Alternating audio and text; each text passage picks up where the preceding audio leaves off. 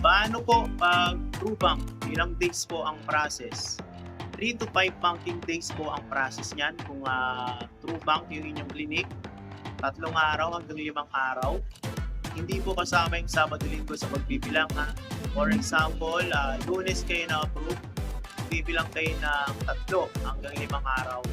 So, dapat, ang pang-limang araw po niyan ay sa Lunes pa, 'no? Kasi ang unang araw na bilang niyan kung Lunes kayo na-approve, Martes, Miyerkules, Huwebes, Biyernes, yung Sabado, Linggo hindi kasama.